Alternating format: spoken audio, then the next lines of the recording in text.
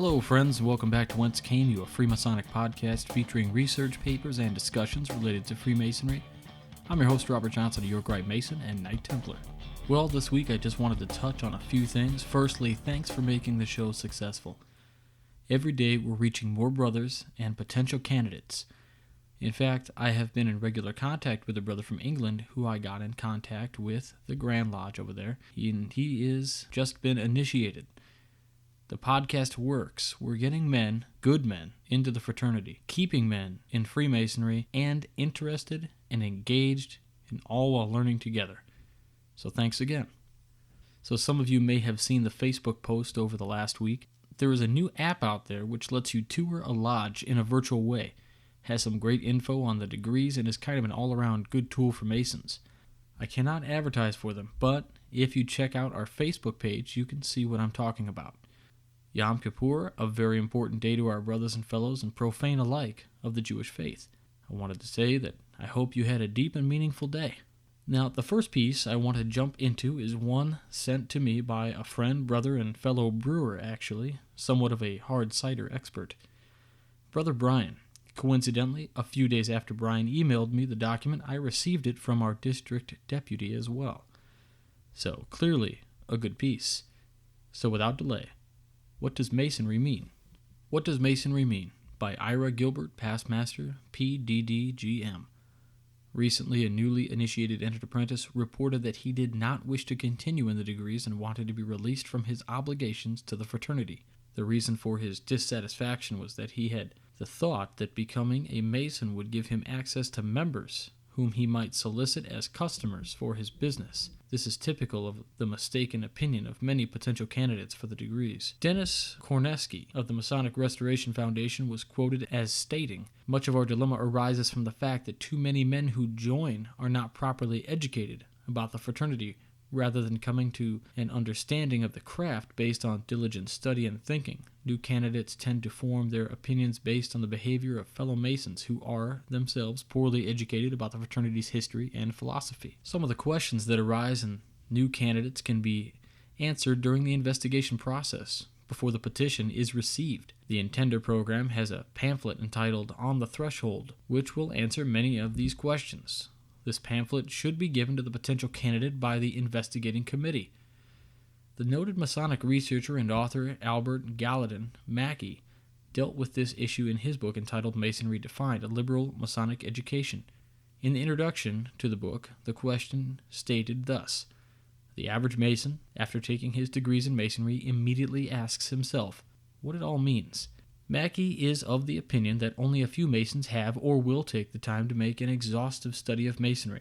In his book, The Lodge and the Craft, the author Rollin C. Blackmer reports that at the time the book was written, there were more than 100,000 brethren in the state of Missouri. Of these, Blackmer states that there were only 75 of this number who had taken the time to make a study of the history, philosophy, and symbolism of the fraternity, so as to awaken within themselves the desire to learn what it really takes to be a Mason. It is to the new brother who goes into the brotherhood in the belief that there is really something to it, that a desire to be well informed is kindled.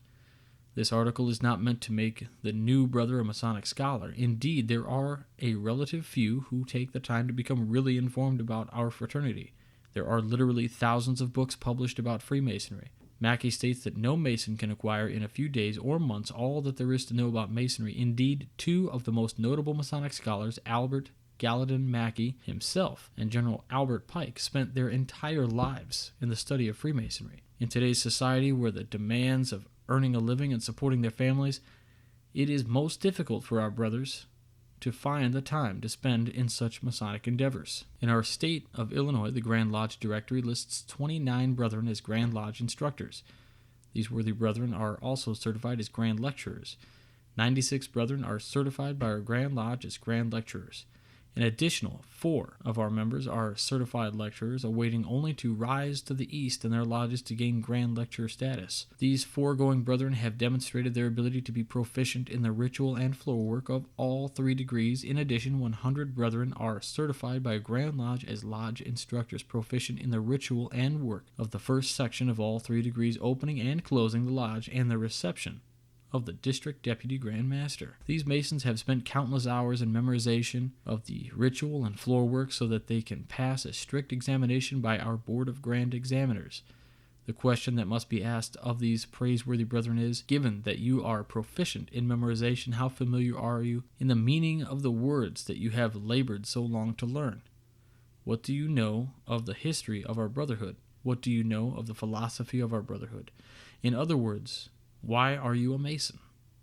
Mackey's book states that these brethren who are so proficient in the ritual but are not knowledgeable of the meaning of the words is like having a child learn his ABCs and calling him a scholar. Learning the ritual and floor work is like a rough ashlar. It is a building block that needs to be finished into the perfect ashlar that makes the building blocks of our Masonic house. Mackey states that Masonry would die out in 5 years if it had to depend on about 85% of the membership. He goes on to state that it is only the small minority of really interested Masons that have enabled our fraternity to last almost 300 years. It is this small minority of our members that aspire to a place in the line of officers. It is this small minority of our members that are willing to spend the time necessary to keep Freemasonry alive. Our lodges would cease to exist if all of its members simply paid their dues and rarely, if ever, attended meetings of his lodge. Ask yourself, what do you want from Freemasonry? If you are only a member, how many of you are proud to say, "Oh yes, I am a Mason, but I haven't attended lodge in years"? Mackey asks, what benefit does Masonry give to this man?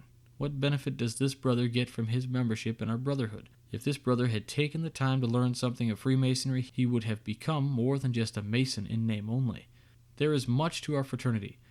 Being a Mason is truly a fine experience. Learning, for example, the meaning of the legend of the third degree will add significantly to the life experience of being a man and a Mason. I am not suggesting that every brother become a Masonic scholar. I am only stating that taking the time to learn something of the history, philosophy, and symbolism of our degrees will add to the desire to attend lodge and get something out of the ritual. Become more than a Mason in name only. Next, I wanted to mention our syndicates, Stitcher Smart Radio. If you go to the website and click on the link for Stitcher Smart Radio, you can download that app for any mobile device and have access to our show streaming. Just use the promo code Whence, no spaces when you register, so they know that you came to Stitcher to hear our show. Then Stitcher supports the show with a $1 donation to keep the lights on.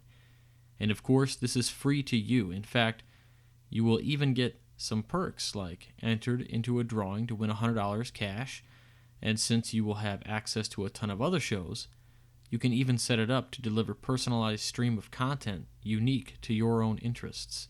And again, it's free. Also, you all know we are on iTunes and Flash players throughout the web. Probably, although not free, but I think the best option is the Whence app. Now, it's $2, but that's not why I like it. In fact, after all is said and done, we only see 70 cents per download. It is the best way to listen because you can stream it or download it for offline listening, just like Stitcher, but with the app, you get access to bonus content like the papers that we read, and those are available as PDF downloads right there on your device for your own reference. You can share them with your own lodges even.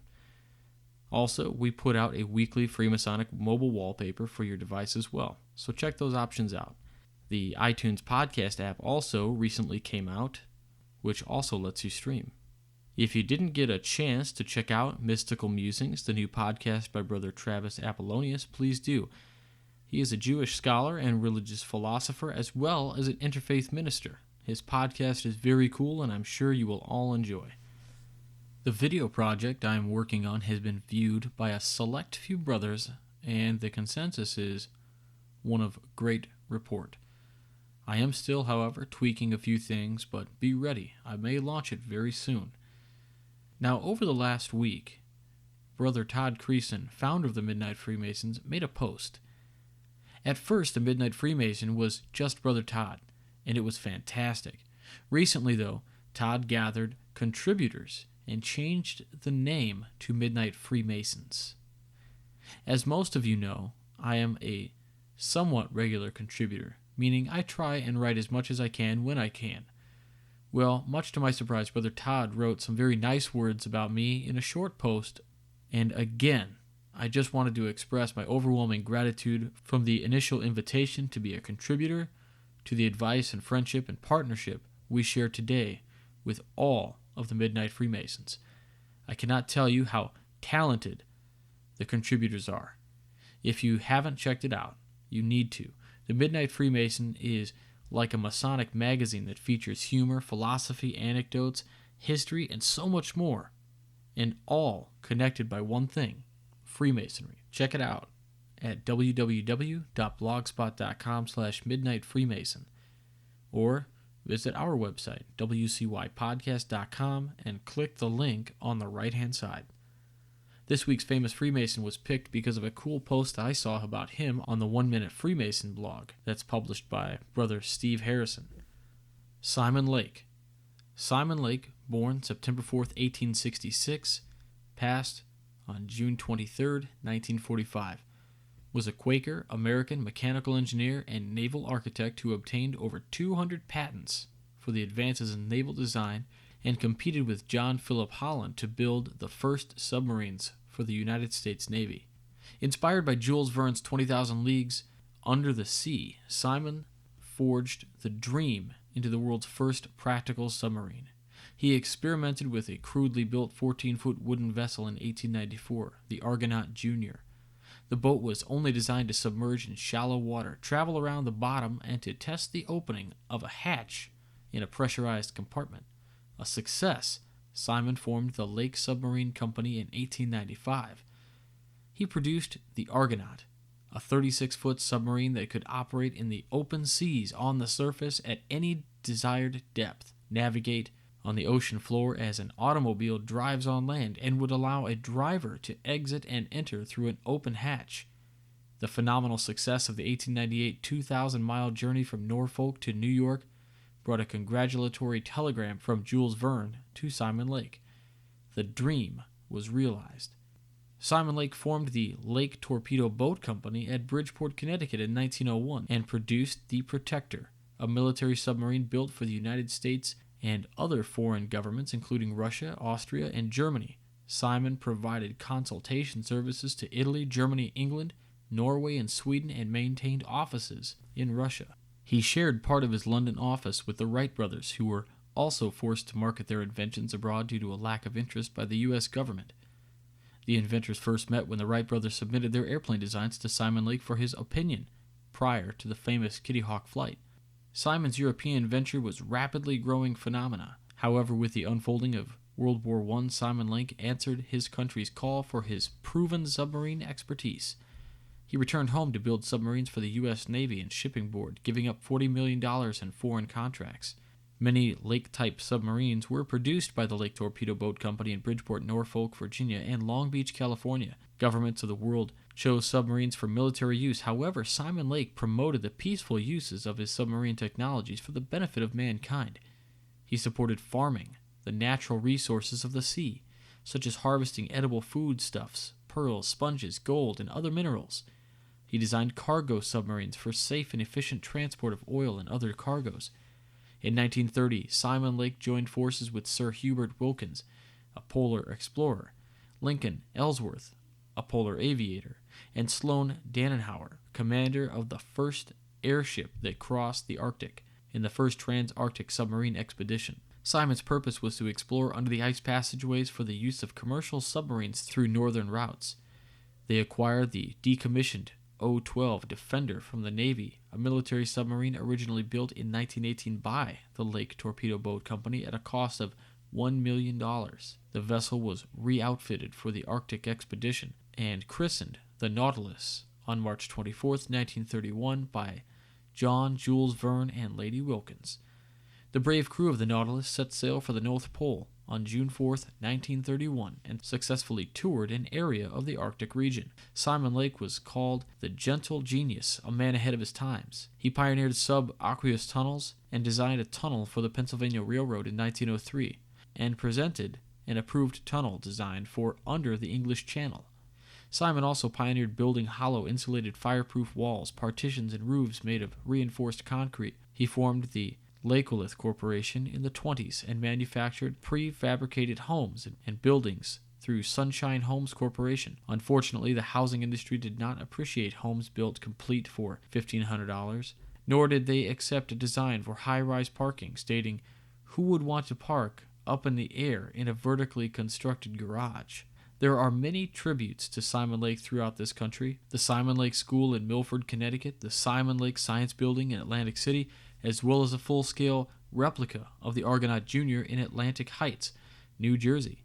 A significant tribute was paid by the U.S. Navy with the naming of a ship, a submarine tender, AS-33, the USS Simon Lake, commissioned in 1964. He was a member of Monmouth Lodge, number 172, later, and Santaway 89 in Connecticut. That's it for this week. Check out the Facebook page and follow us on Twitter at Whence Came You. Keep an eye out for that new video coming soon, and make sure you're checking out the latest from the Midnight Freemasons website. Remember, we're on Pinterest, Tumblr, Vimeo, YouTube, and Google+, at the email address wcypodcast@gmail.com. And that's also our email address if you ever have any questions. Make sure to visit the website for links to our app and tons of other great Masonic information and tools, wcypodcast.com. Until next time, have a great week. For Whence Came You, I'm Robert Johnson.